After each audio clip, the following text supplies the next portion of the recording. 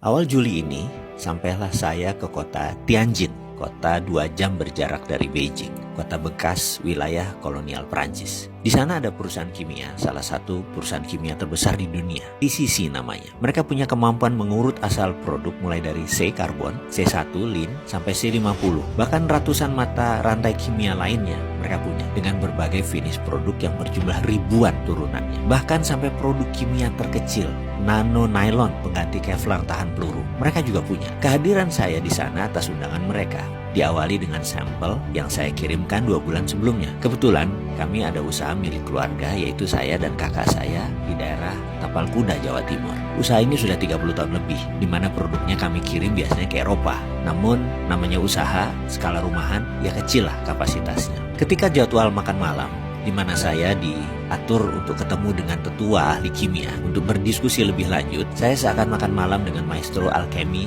sesepuh seumuran Merlin.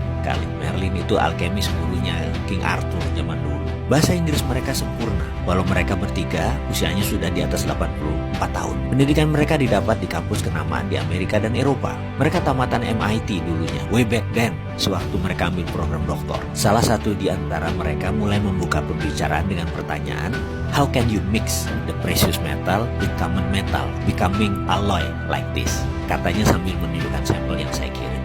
Ini alasan mereka kayaknya ingin ketemu saya dan ingin berdiskusi serius. Mereka melanjutkan, usually what common technique, what we are using, nggak bisa katanya mixing the same metal dengan precious. Yang ada adalah precious dengan precious. Jadi pertanyaan dia selanjutnya, how can you put Ne atau bagaimana kamu bisa menaruh nikel digabungkan dengan lithium atau Ni with Li together? Bisa nggak? Saya paham maksud mereka. Memang dunia metalurgi itu unik. Sedikit orang yang memahami sifat metal, bahkan bisa paham tabiat metal, hanya sedikit sekali. Berhubung ilmu ini adalah ilmu keluarga, saya bisa menerangkan sedikit-sedikit. Jadi mereka bertiga menangkap hal yang aneh dari sampel yang kami kirim. Tapi sebelum saya menjelaskan, saya ingin sudutkan informasi mereka agar tepat. Saya tanya balik, what metal do you need? I will answer, what do you need? Not what you want to know. Is it okay with you? Jadi saya akan menjawab apa yang mereka butuhkan, bukan apa yang mereka ingin tahu. Jawaban mereka singkat, Li, lithium.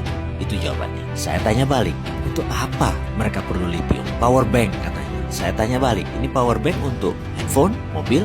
Dan dia jawab, enggak, no, this is for house, for drone and building.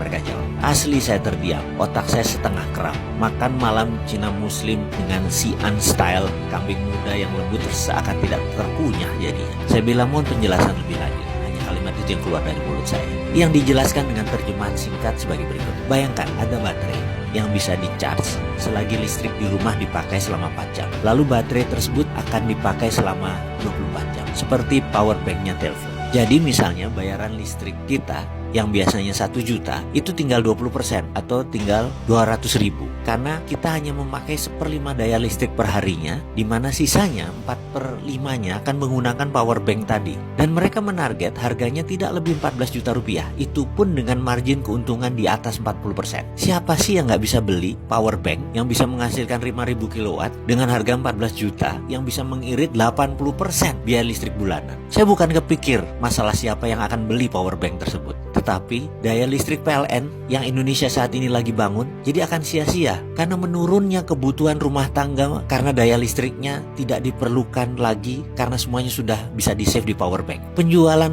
listrik PLN akan terdistrap, pembangunan pembangkit listrik baru menjadi tidak urgent lagi, tidak penting lagi. Di ujung saya lagi melamun itu seorang alkemis yang cukup tua umurnya tadi, satu orang memiringkan badannya ke saya dan dia berkata, tahu nggak, nikel lateral itu di dunia yang paling banyak cadangannya itu ada di Indonesia. Saya mau tanya, pemerintah Indonesia tahu kan?